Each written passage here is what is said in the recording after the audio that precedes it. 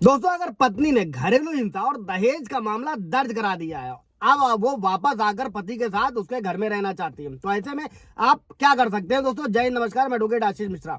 Like कर दीजिएगा, share कर दीजिएगा, सब्सक्राइब कर दीजिएगा, ताकि ये सारे सवालों के जवाब और व्यूअर्स को और लोगों तक मिल सके। दोस्तों, आज हम लोग 3 सवालों के जवाब मैं देने वाला हूं दोस्तों, बहुत बेहतरीन तरीके से, कि अगर किसी भी तरीके से दोस्तों, अगर पत्नी ने घरेलू हिंसा या दहेज का मामला दर्ज करा दिया है, अभी पति पत्नी अलग रह रहे हैं दोस्तों, लेकिन अब पत्नी केस दर्ज करने के बाद में वापस वो आपके घर आकर रहना चाहती है, और अब अगर आप नहीं चाहते हैं कि वो आपके साथ ना रहे, तो कानूनी तौर पर क्या किया जा सकता है? दोस्तों, जय हिंद, नमस्कार, मैं एडवोकेट आशीष मिश्रा।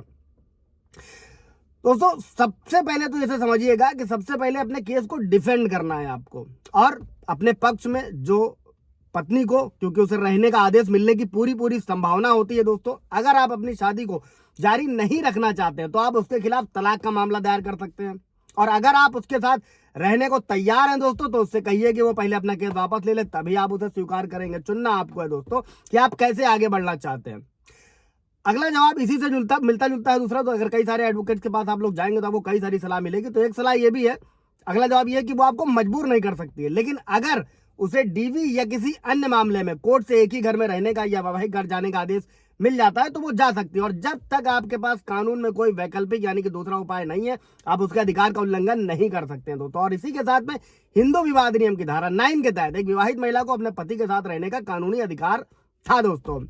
और अगर किसी भी तरीके से पत्नी के साथ नहीं रहना चाहते हैं तो इसके लिए आप जुडिशियल सेपरेशन, इसके लिए भी पूरा ब्रीफ वीडियो है, जाकर आप देख सकते हैं दोस्तों। तलाक के लिए भी याचिका दायर कर सकते हैं। और अगर शादी के बाद से अपने माता पिता के साथ रह रहे थे दोस्तों, तो एक साझा घर बन जाता है, और उस स्थिति में उसमें उस लड़की को यानी कि उस पत्नी को उस घर में रहने का आदेश वो प्राप्त कर सकती है, उसका कानूनी अधिकार है दोस्तों। और अगर किसी भी तरीके से पति किराए के मकान में रहना शुरू कर देता है दोस्तों, और अगर जो संपत्ति है आपके भाई की है, सह स्वामित्व वाली ज्वाइंट प्रॉपर्टी है दोस्तों, तो आप अदालत में कह सकते हैं कि पत्नी वहां नहीं रह सकती है। अगला सवाल लेते हैं दोस्तों, एक व्यूअर्स का ही था कि मैं और मेरी पत्नी एक निश्चित राशि पर समझौता कर चुके हैं और आपसी सहमति से तलाक के लिए जा रहे हैं दोस्तों। और मुझे इस संबंध में आपकी मदद चाहिए, जानकारी चाहिए दोस्तों, कि उसने कोर्ट में एक याचिका दी है कि वो मेरे खिलाफ सभी मामले यानी कि 125 सीआरपीसी आप लोगों ने सुना होगा, 498 है, उसको पहले ही वापस ले लिया जाएगा दोस्तों। और कुछ एडवोकेट्स कह रहे हैं कि 498 को समाप्त करने के लिए मुझे कोर्ट में जमानत के लिए आवेदन करने की आवश्यकता है। अभी मैं कंफ्यूज हूं, क्योंकि अलग अलग अधिवक्ता अलग अलग राय बताते हैं दोस्तों।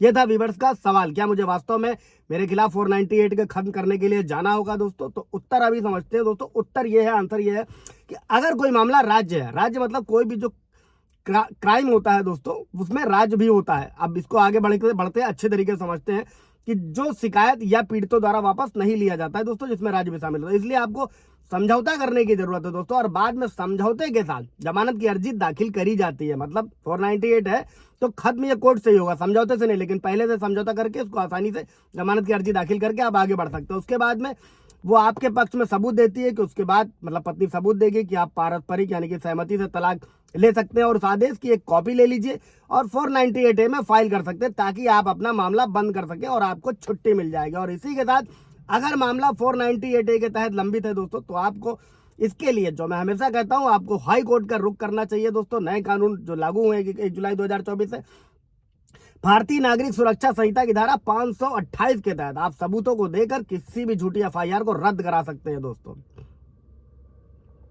अगले सवाल की तरफ बढ़ते हैं दोस्तों। मेरी पत्नी ने मुझ पर और मेरे पूरे परिवार पर झूठा 498 दायर किया। कारण वो पैसा चाहती है। अमूमन आप लोग भी जानते होंगे, आप लोगों के साथ भी ये होगा कि वो कई सारा यानी कि ज्यादा पैसा चाहती है, जो हम देना चाहते हैं। लेकिन समझौता चूंकि बड़ों के सामने हुआ था, दोनों पक्षों के हस्ताक्षर हुए थे, और कुछ दिनों बाद उसने मुझ पर यह कहते हुए मुकदमा दायर कर दिया कि मैं दहेज की मांग कर रहा हूं। कहां समझौते की बात चल रही थी, कहां पत्नी ने झूठा मुकदमा दर्ज करा दिया, और मैं उसकी पिटाई करता हूं। मतलब ये सारे मुकदमे, झूठी शिकायत उसने दर्ज करा दिया। और पुलिस ने परिवार को सेटलमेंट के लिए बुलाया, लेकिन पत्नी ने मांगों से मुंह नहीं मोड़ा और पुलिस से एफआईआर दर्ज करने को कहा दोस्तों, और उन्होंने इसे दायर कर दिया यानी कि पुलिस ने। और 1 साल से हम कोर्ट के चक्कर लगा रहे हैं, और जब पत्नी को अपनी गवाही देनी पड़ती है तो ना आती है और ना ही पुलिस। आप समझिएगा दोस्तों, कई सारे व्यूअर्स का ये भी सवाल रहता है कि पत्नी डेट्स पर नहीं आ रही है। इस वीडियो में देखिए आप लोगों के सारे सवाल जवाब के साथ क्लियर हो रहे हैं दोस्तों। अब पति का सवाल यह है कि ना पत्नी आ रही है, ना पुलिस की तरफ से कुछ हो रहा है, तो शिकायत देने वाला भी नहीं आ रहा है कोर्ट में, तो आगे क्या होगा दोस्तों? साथ ही मामले को पूरा करने में कितने साल लगते हैं और झूठे मामले को बंद करने की प्रक्रिया क्या है, नौकरी चली गई है, क्या मैं उस पर कोई मामला दर्ज करा सकता हूं दोस्तों। अब इसका आंसर लेते हैं कि अगर आपकी पत्नी एविडेंस के लिए कोर्ट में पेश नहीं होती है तो अदालतें डिफॉल्ट रूप से मामले को खारिज करने के लिए स्वतंत्र होती है दोस्तों। और आमतौर पर कोर्ट शिकायतकर्ता और पुलिस को अपनी गवाही देने के लिए 3 मौके देती है। ऐसे न करने पर शिकायत खारिज कर दी जाएगी दोस्तों। व्यवस्था होती है, इसके लिए भी आपको मेहनत करनी पड़ती है दोस्तों। और कोर्ट जो होता है वो किसी भी मामले तक पहुंचने में 3 से 4 महीने के भीतर पूरा हो जाना चाहिए दोस्तों, लेकिन ऐसा होता नहीं है दोस्तों। इसमें चिंता करने के अलावा नहीं की जानी चाहिए। इसके अलावा आप क्या कर सकते हैं कि अगर आपके पास एक वैलिड ग्राउंड है तो आप भारतीय नागरिक सुरक्षा संहिता की धारा 260 के तहत अपराध से मुक्ति के लिए आवेदन कर सकते हैं। और अगर पुलिस जवाब नहीं दे रही है या नहीं आ रही है या आपकी पत्नी नहीं आ रही है कोर्ट में, तो आपको पुलिस के सामने एक विरोध याचिका दायर करनी होगी। इस पर भी एक ब्रीफ वीडियो आप जाकर देख सकते हैं कि विरोध याचिका होती क्या है। अब कोर्ट चूंकि आपकी प्रतिष्ठा खराब हो रही है, जो शिकायत करता है वास्तविक वो पेश नहीं हो रहा है, तो मजिस्ट्रेट को मामले को बंद करना चाहिए या फिर शिकायतकर्ता को वारंट जारी करना चाहिए। और अगर कुछ नहीं हो रहा है तो फिर भारतीय नागरिक सुरक्षा संहिता की धारा 528 के तहत इस आधार पर कार्रवाई यानी कि क्वेश के लिए आप हाईकोर्ट जा सकते हैं दोस्तों। इसके बाद बढ़ते हैं अगला सवाल दोस्तों।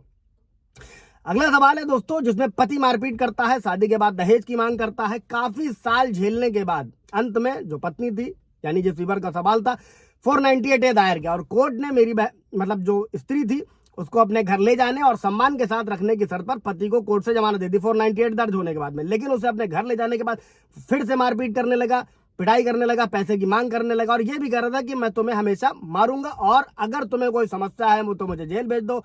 अपनी बेटी और बेटे को भी पीटता है और अगर उसकी क्रूरता के बारे में कोर्ट में शिकायत करता हूं तो क्या उसकी जमानत रद्द हो सकती है, क्या उस पति को दंडित किया जा सकता है दोस्तों। इस स्थिति में पत्नी वैवाहिक घर में रह सकती है या नहीं रह सकती है। पत्नी पिता के घर नहीं जा सकती है क्योंकि पिता गरीब है। अब अभी आंसर समझते हैं दोस्तों। चूंकि हाँ वो ससुराल में रह सकती है, इसके कई सारे कानून है, डीवी भी है, सीआरपीसी 125 भी है, वैवाहिक घर में पत्नी को रहने का अधिकार होता है। अब उसे अपने पति की जमानत रद्द करने के लिए जो कोर्ट है वहां पर अर्जी दाखिल करनी चाहिए दोस्तों और साथ ही नजदीकी पुलिस थाने में इसकी शिकायत दर्ज करनी चाहिए।